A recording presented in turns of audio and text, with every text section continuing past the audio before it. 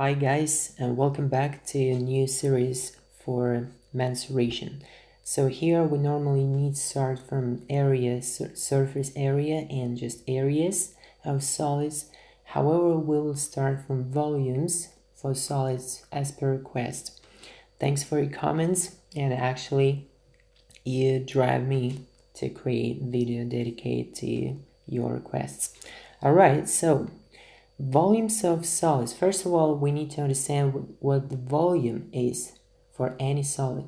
So the volume for any solid is just the amount of space measured in cubic units that the solid occupies. For example, there are normal units, might be units of length cubed. For example, centimeters cubed, meters cubed, so inches cubed, and so on. But normally we use like standard units that we use in physics. Alright, so what typical solids might be? First of all, we need to discover cube. Alright, so cube, and you remember it's from your previous experience.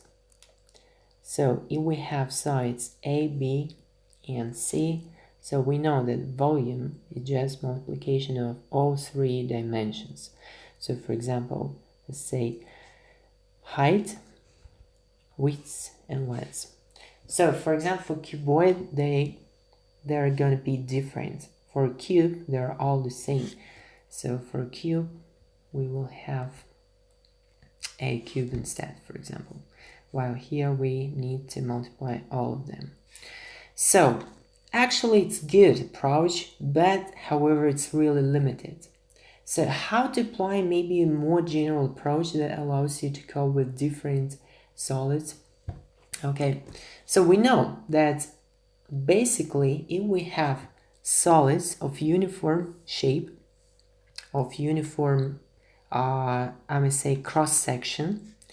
So for example, if we take a solid, sort of triangular prism, okay, so we can make cross section. So cross section, just you apply the plane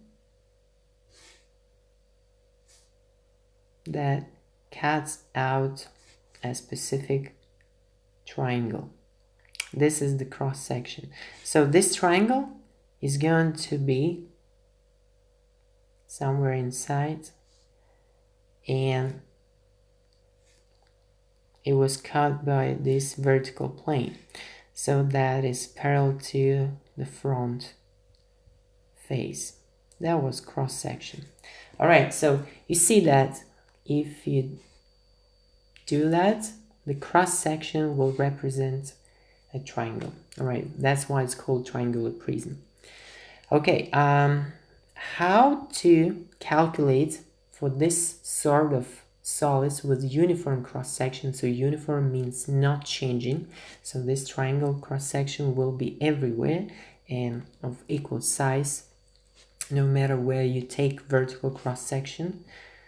Okay, how to get the formula? So the general standard formula as the following. So you need to first calculate the area of cross-section. It might be even the front face, or say the bottom face, that doesn't matter, because the cross-section should have the same area and the same size, so it's uniform. So we need to take the area of cross-section and multiply by height. So in this case, height is here, and area of the cross section is there. All right, so that's how it works: h, height, and area of cross section. So you need to multiply them in order to get volume. This is standard approach, and this is universal formula.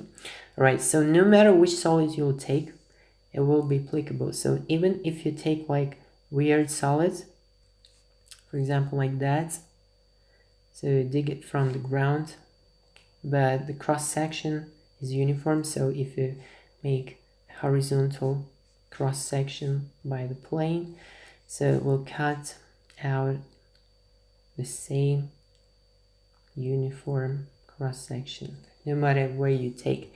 So in order to calculate, so one more time, in order to calculate volume, you need to take area of the base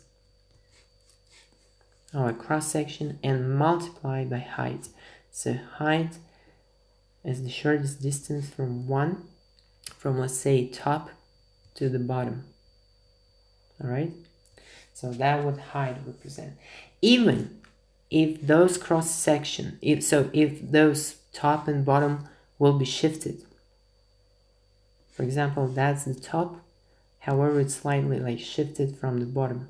So bottom the same, but here. All right. Even in this case, you'll be able to calculate volume of this shape, because no matter, you need to take the height at the shortest distance and multiply by the area of the base. Let's say top of the bottom.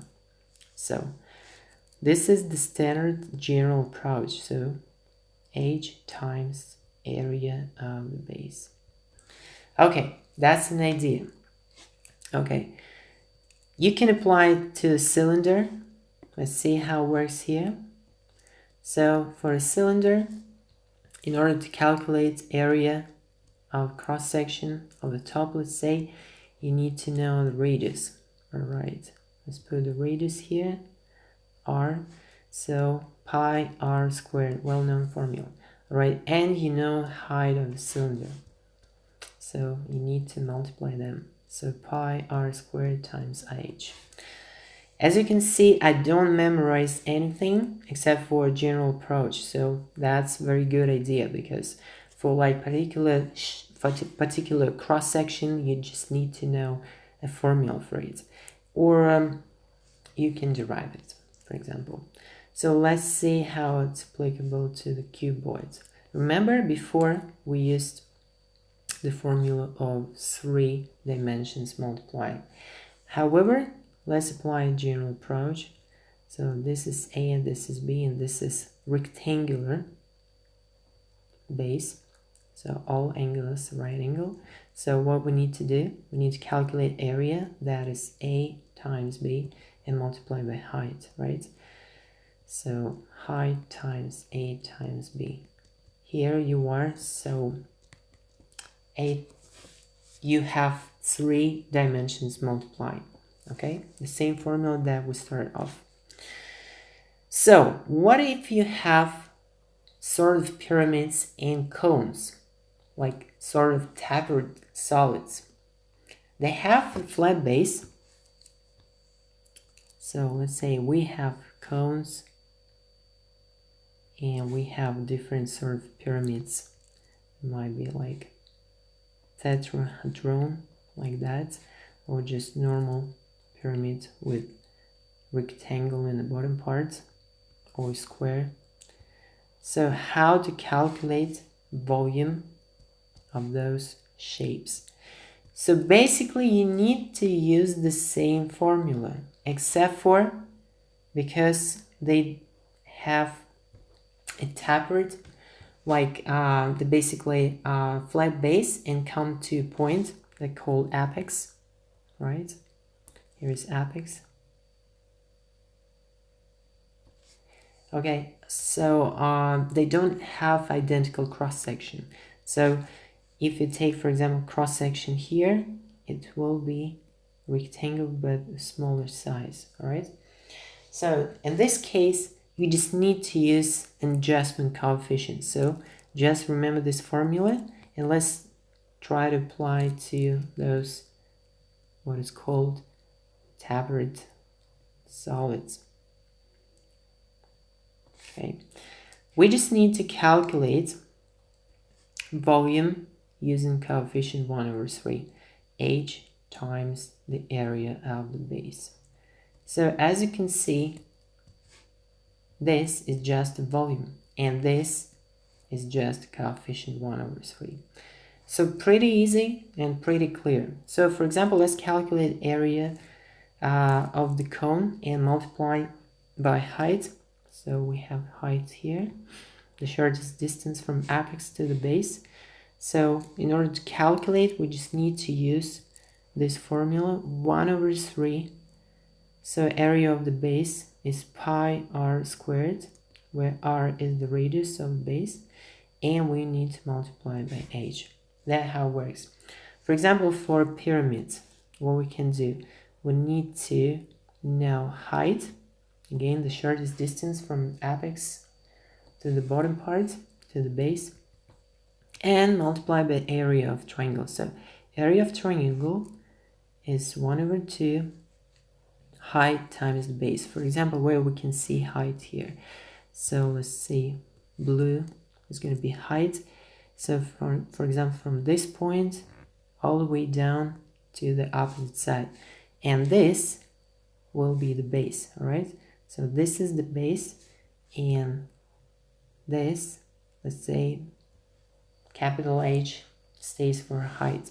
So that's why how to calculate area of the base, we just need to multiply H by, capital H by the base length. All right, 1/2. That was this for the area. And now we need to multiply by height, small height of this pyramid. That's how we can calculate the volume. And don't forget about 1/3 as adjustment coefficients. So the full formula will be 1/2 h times base and times height of the pyramid. So of course you don't need to memorize all this stuff, because this stuff is pretty easy and it starts from like general approach. So the first general approach is how to use volume of uniform solids with uniform cross section. It means cross section is not changing. And here how we arrive to the formula for tapered solids, where we have apex and the base, typically the same, and just using coefficient 1/3. Okay, so that's how it works, and just try to keep practicing, right? If you, for example, meet the task where you have, let's say, hexagon, right, in cross section, you just need to be able to calculate hexagon area. So I think that in order to master this topic, you need to master areas topic first. So that's about areas, and that's why in volumes actually it's pretty easy to do. It's pretty easy to solve problems. However, in areas you might have like more difficulties, because you need to be able to discover the whole shape and split it into different like sub shapes in order to find areas if it's non-standard. Okay, so I hope this video was really helpful for you guys.